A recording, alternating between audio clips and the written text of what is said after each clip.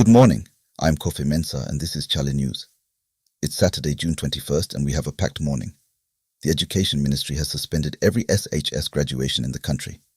Iran is closing the Strait of Hormuz and your pump prices may feel it. Plus Ghana versus England is days away and there are questions about who's even standing between the posts. Those viral videos of GHS 400,000 cars being gifted to students at graduation have finally forced a government response. And it's a big one. The Education Ministry has suspended all SHS graduation ceremonies nationwide, effective immediately. No timeline for resumption. The GES has also separately banned cars and money bouquets from school premises entirely. This story keeps escalating.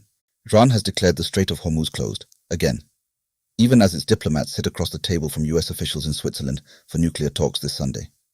The US military says ships are still moving, but if this holds, it won't stay abstract.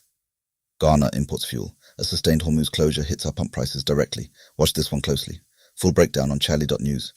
Food inflation has dropped from 28.3% to 2.7% since January, SARS. That's the Agriculture Minister's headline number, and it's genuinely significant. But farmers are in a price collapse while consumers pay less, and when journalists pressed him on that tension, he accused them of chasing negativity.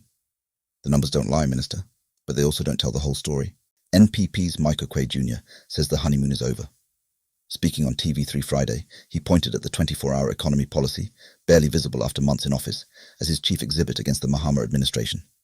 His second major economic critique in a week, the opposition is finding its voice. Chairman Wontumi was at an NPP unity walk in Tarkwanswem Saturday, pledging to work tirelessly for a Bawumia presidency in 2028. Meanwhile, his 30 million Ghanaian cedis Exim Bank fraud trial is adjourned to July 6th for plea deal talks.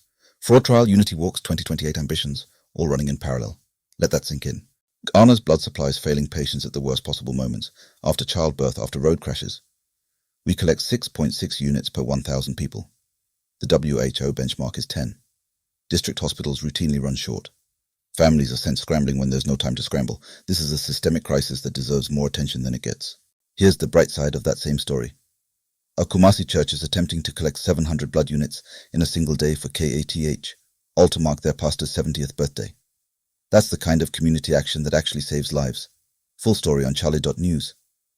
An elderly man in Mori Central Region survived Thursday's floods by clinging to a coconut tree after water rose to neck level inside his room and swept him outside. Neighbours pulled him to safety. Rescuers say buildings constructed on wetlands are why this keeps happening, as Cape Coast recorded its second major flood in 24 hours. Sevia Safo, a man detained after allegedly attempting to attack a church congregation, was found dead by the roadside before police could take him into custody.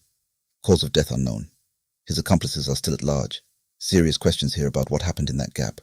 Otumfuo Osei Tutu II is in Toronto as special guest of honour at the Canada-Ghana Chamber of Commerce's Beyond the World Cup Business Summit. Traditional leadership being deployed in foreign investment diplomacy, it's a different kind of soft power, and it's worth noting. 15 migrants, including a young girl, washed ashore dead near Tobruk, Libya after their boat capsized. Only 10 survivors found from a vessel believed to have carried 61 people. That route through the Mediterranean is still killing people. Many of them are West African, some of them are Ghanaian, some of them... England's FA has told players to decide for themselves whether to shake Thomas Partey's hand before Tuesday's Ghana clash in Boston. That could produce one of the most watched moments of this entire World Cup. Partey denies all charges he faces in the UK and is expected back in the Black Stars lineup after sitting out against Panama. Lawrence Ati-Zigi is back on the training pitch, but his fitness is still being assessed session by session. Goalkeeping coach Daniel Gasper says the call rests with Queiroz and the medical team.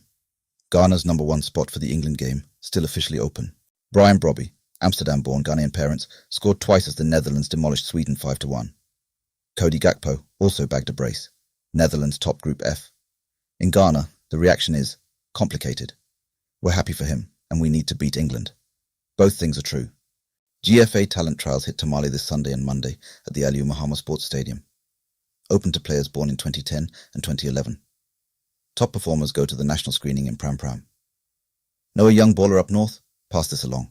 If that's your Saturday morning, Chale, it's a lot.